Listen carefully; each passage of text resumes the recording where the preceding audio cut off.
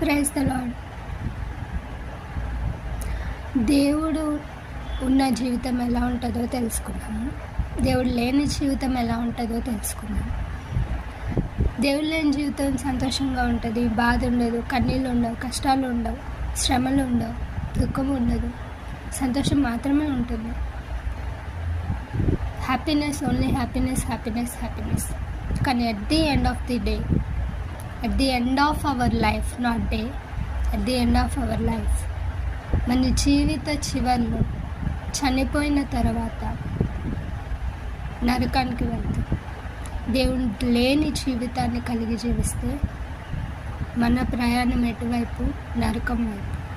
అక్కడ నరకంలో వేదన చెందే కన్నా ఇక్కడ వేదన చెంది దేవుని చేత మార్చబడి దేవునిలో కడగబడి రక్షణ పొంది బ్రతకడం ఎంతో మేలు. Praise the lord.